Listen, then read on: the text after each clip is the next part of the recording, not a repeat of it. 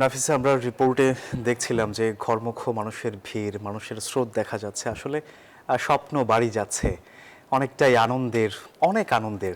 আমাদের দুজন সহকর্মী আছেন, আমাদের সাথে যুক্ত হবেন, আপনি যদি একটু তাদেরকে জিজ্ঞেস করতেন। একেবারেই সোহাগ, যেমনটি আপনি জানাচ্ছিলেন যে এই যে ঈদে বাড়ি যাব, এই মুহূর্তটাই হচ্ছে আনন্দের, কিন্তু এর মধ্যে যদি ভোগান্তি থাকে তাহলে হচ্ছে বিষয়টা একটু কষ্টদায়ক হয়ে যায়। দর্শক, আমাদের দুজন সহকর্মী রয়েছেন, যথাক্রমে বাস টার্মিনাল এবং সদরঘাট থেকে যুক্ত হবেন। রয়েছেন সহকর্মী রাজু মাহমুদ এবং একই সাথে আরিফ। আমরা শুরুতে যুক্ত হব রাজু মাহমুদের সঙ্গে। রাজু, জানাবেন ঈদ যাত্রায় ঘরমুখ মানুষের ভিড় কেমন দেখছেন এবং কেমন রাস্তাঘাটের অবস্থা, খুব বেশি শিডিউল বিপর্যয় হয়েছে কিনা? ধন্যবাদ নাফিসা। যেমনটি বলছিলেন, আসলে ঈদ যাত্রা একটি আসলে ভোগান্তির বিষয়, কিন্তু আসলে আমরা এটাকে ভোগান্তি হিসেবে যদি না দেখি, এটা আসলে প্রিয়জনের সাথে সময় কাটানো এবং পরিজনের সাথে নারীর টানে বাড়ি ফেরা যে এই বিষয়টি, সেই বিষয়টিকে আমরা যদি প্রাধান্য দিই, তাহলে আসলে এই কষ্টটুকু উপেক্ষা করে আমার ঠিক পেছনে যদি আমি আপনাদেরকে দেখাই, তাহলে এই মানুষগুলো তাদের নারীর টানে বাড়ি ফেরার জন্যই আসলে এই কাউন্টারগুলোতে এসে অপেক্ষা করছেন। তাদের সাথে কথা বলেছিলাম, তারা আমাদেরকে যেটি জানিয়েছেন, বাসে যথাসময়ে তারা টিকিট পাচ্ছেন এবং সময় মতো বাসগুলো ছেড়ে যাচ্ছে। মহাসড়কে এখন পর্যন্ত কোনো ধরনের যানজটের চিত্র তারা আমাদেরকে বলেননি, যে যানজটের কোনো ভোগান্তির বিষয় আমাদেরকে তারা বলেননি। অন্যদিকে বাস কাউন্টারের কথা যদি বলি, তারা বলছেন পর্যাপ্ত টিকিট আছে এবং যাত্রীদের যে চাপ থাকার কথা, সেই চাপটি এখন পর্যন্ত নেই। তবে আগামী 2 দিন সেই চাপ বাড়তে পারে বলে তারা আমাদেরকে জানিয়েছেন। আমি অন্যান্য যেসব রাস্তাগুলোতে কথা বলেছিলাম, উত্তরবঙ্গ এবং দক্ষিণবঙ্গগামী যেসব গাড়িগুলো যাচ্ছে, সকল জায়গাতে আসলে একই রকমই পরিস্থিতি।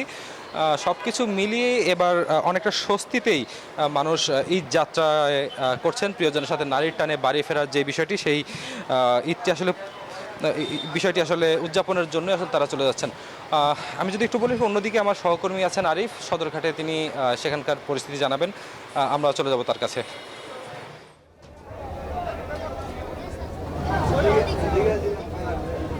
রাজু, আপনাকে ধন্যবাদ। আমি রয়েছি সদরঘাটে, আর আমরা সকাল থেকেই দেখছি যে যতই বেলা গড়াচ্ছে ততই কিন্তু ঈদে ঘরমুখ মানুষের যে উপচে পড়া ভিড়, সেই ভিড় কিন্তু সদরঘাটে দেখা যাচ্ছে। আপনারা দেখছেন যে পন্টুনের মূলত যেই সারিবদ্ধভাবে যে লঞ্চগুলো রয়েছে, সেগুলো কিন্তু খুবই বর্ণিলভাবে কিন্তু ঈদকে কেন্দ্র করে সাজানো হয়েছে। একই সাথে যাত্রীদেরও যেই উপস্থিতি, সেটিও কিন্তু বাড়ছে। আর যারা লঞ্চ কর্তৃপক্ষরা রয়েছেন, তারা বলছেন যে আগামীকাল মানে 25 মে থেকে মূলত যাত্রীদের পুরোপুরি যে যাত্রীদের যে চাপ, সেটি হচ্ছে দেখা যাবে। একই সাথে লঞ্চ বিআইডব্লিউটিএ কর্তৃপক্ষ তারা বলছে যে ঈদকে সামনে রেখে যে লঞ্চগুলো রয়েছে, সেগুলো যে নিয়মকানুনের মধ্যে যাতে রাখা যায়, সেই ব্যবস্থা কিন্তু নেওয়া হয়েছে। লাইফ জ্যাকেট থেকে শুরু করে অগ্নি নির্বাপন মেশিন থেকে শুরু করে যে যন্ত্রপাতিগুলো থাকা দরকার বা বিআইডব্লিউটিএ কর্তৃক যেই নিয়ম শৃঙ্খলা রাখা দরকার, সেই শৃঙ্খলা কিন্তু নিশ্চিত করেই কিন্তু ঘাট থেকে হচ্ছে লঞ্চ ছাড়া হচ্ছে। একই সাথে ঈদকে সামনে রেখে 175টি লঞ্চ এবার রেডি, সম্পূর্ণ প্রস্তুত রাখা হয়েছে, যে লঞ্চগুলো কিন্তু গতানুগতিকভাবে হচ্ছে ছেড়ে যাবে। আর কর্তৃপক্ষ বলছে যে এবার হচ্ছে 10 থেকে 12 লাখ মানুষ হচ্ছে রাজধানী ছেড়ে তার প্রিয়জন এবং হচ্ছে পরিজনদের সাথে হচ্ছে ঈদ কাটাতে গ্রামে ফিরবেন বা বাড়িতে ফিরবেন।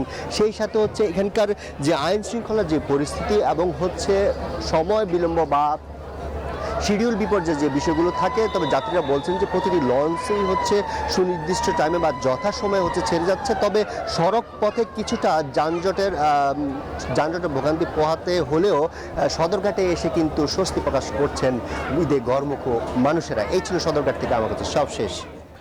আরিফ, আপনাকে ধন্যবাদ। সেই সাথে ধন্যবাদ রাজু আপনাকেও। দর্শক, আপনারা দেখছিলেন যে ঈদ যাত্রা অনেকটাই স্বস্তিদায়ক, এমনটাই বলছিলেন আমাদের সহকর্মীরা। ধন্যবাদ। 200-র বেশি সার্ভিস ও ফিচারে লেনদেনের সব বিকাশ অ্যাপে সম্ভব।